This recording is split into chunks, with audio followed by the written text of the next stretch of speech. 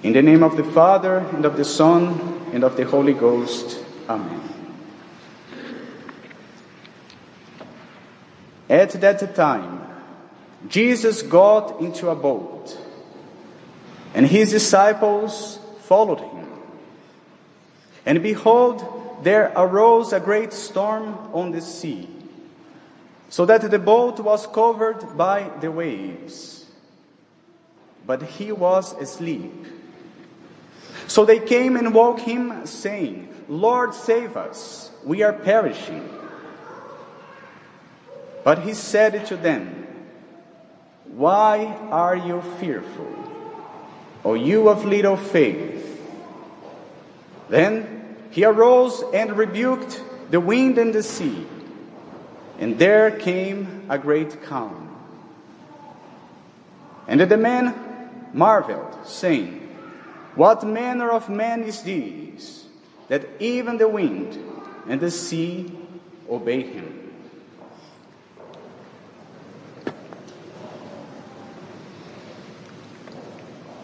My brethren, the words of the Holy Gospel that we just heard tell us of what happened when the boat where Jesus was with his disciples was faced with a terrible storm.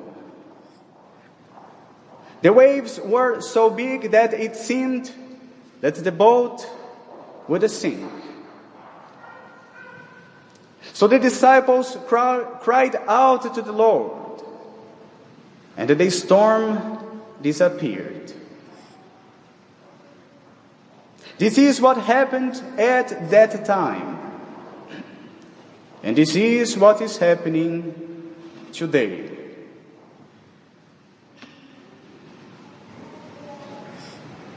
If we move beyond the literal meaning of the scriptures, we will be able to see in the gospel for today not only a faithful narration of what happened in the past, but also a very accurate description of what is happening today. This gospel can teach us many precious lessons in these terrible times of scandals and confusion. That boat where Jesus was with his disciples is a figure of the church. The church which is navigating the sea of this world, navigating toward heaven. And the storms are all the trials that the church has to face here on earth. So the church is this spiritual boat that leads us to the port of salvation. The Catholic Church is the boat of Christ, the boat of Peter, the only one that can take us to heaven. And how comforting to know that we are inside this boat.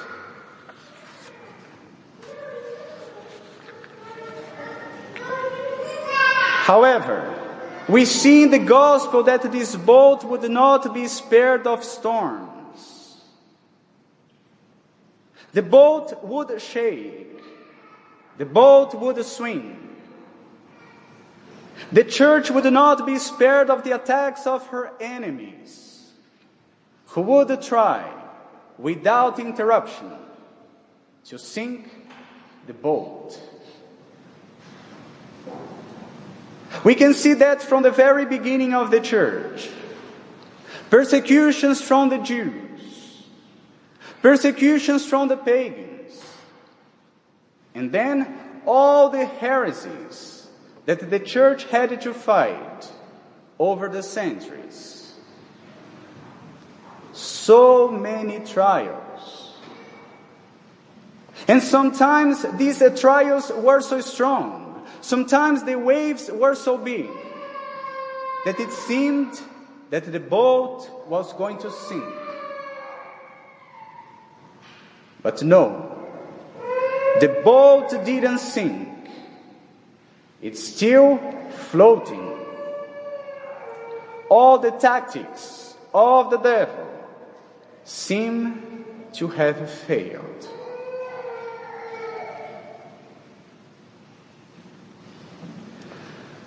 However, the enemy of God is very clever, and he would not give up so easily. He tried to attack the church openly, and it didn't work. So he tried another way. And the new plan was to quietly infiltrate agents of evil in the church, who would distill their poison, who would corrupt the truth, but now without being recognized. The plan was to send pirates to hijack the boat of the church. But pirates who would pretend to be members of the crew of Christ, but who were instead members of the crew of Satan. Pirates from the red flag of communism. Pirates from the rainbow flag of immorality. Pirates from the white flag of ecumenism. This false peace that does not come from Christ, because it compromises the truth. My brethren, it is with great sadness that we see that these pirates made their way into the boat. They made their way into the church. And we recognize these pirates not by the clothes they use, but by the words they say. We recognize the infiltrators by their teachings. If someone teaches the truth of Christ, he is from the crew of Christ. But if someone teaches something contrary to the gospel of our Lord and Savior Jesus Christ, he is not from Christ, but he is a pirate. It is as simple as that. So we have to be aware. There are pirates in the boat. There are pirates in the church. And I would be guilty of a grave sin if I didn't alert you.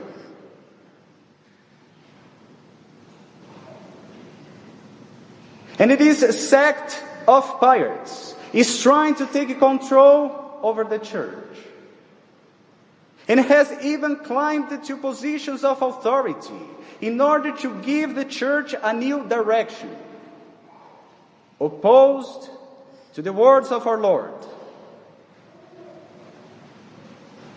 What they want is to create a paradigm shift, a new religion, free from doctrine, free from morality.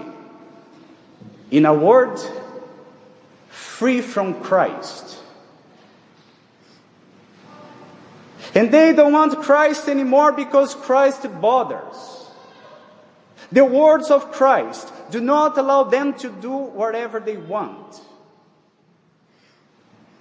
And so, of Christ, they keep the name only, but not the reality. And then they preach this empty Christ, this deformed Christ, claiming a new understanding of things.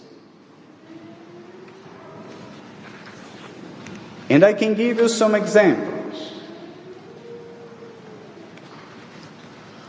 Our Lord said that a man who divorces his wife and marries another one commits adultery. But now they say it's okay. The Holy Scriptures condemn the unnatural vice. But now, they say it's all right. The Church always thought that there can be no salvation outside the true faith. And that's why so many missionaries gave their lives to evangelize the nations. But now they say that we don't need to convert anybody anymore.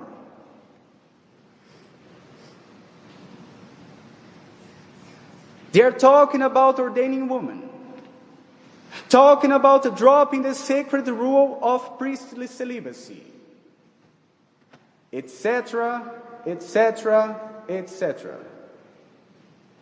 And I could go on for hours.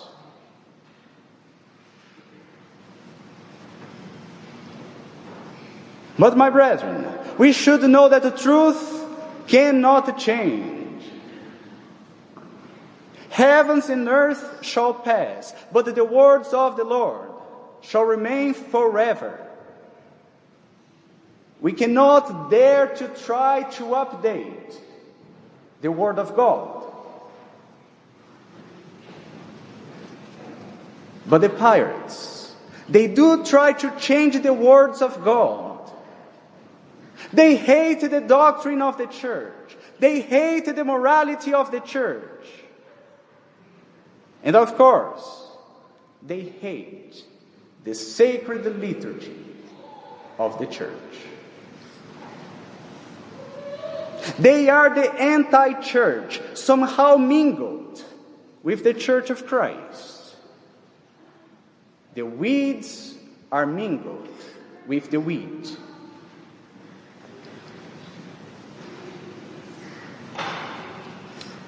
So in these very difficult times, we are called to prove the spirits, as St. John says, in order to see if they come from God. We have to compare the teachings we receive with what the church has always taught. That's why we must know our faith. That's why we must study the catechism, a good one, in order to discern what is true from what is false. And that's how we will be able to separate the weeds from the wheat, the heresies from the truth, and the pirates from the true ministers of Jesus Christ.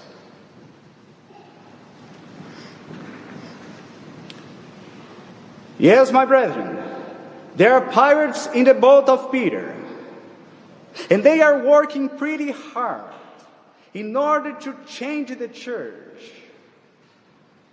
which is just a nice euphemism for destroying the church.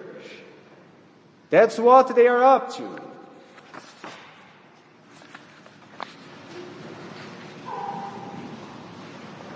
But now, under these circumstances, what should we do?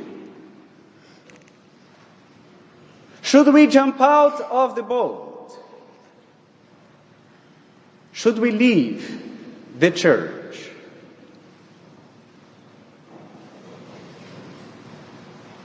No, never. The boat is ours. They are the ones who have to go away. You know, my brethren, the situation nowadays is very delicate, very painful for each one of us. But we need to keep hope. The Lord said that the gates of hell shall not prevail against the church. They will try, but they shall not prevail. And we must believe it. The church has seen other crises before, and she always came out of them stronger. So let us not lose hope, but remember that our Lord is in the boat with us. The church is his boat. And he will help us to go through the storm.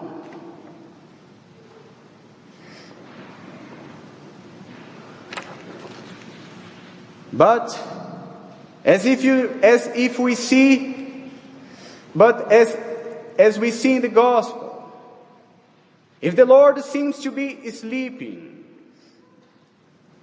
it's time for us to wake him up with our prayers, with our supplications, asking his boundless mercy that the church may be delivered from her enemies, from without and from within, and may experience some peace. Domine, salva nos perimus. Lord, save us, lest we perish. So, my dear brethren, keep the faith, follow the commandments, receive the sacraments. That's how we survive in these times. And hold on to tradition. God is on our side. Amen. In the name of the Father, and of the Son, and of the Holy Ghost. Amen.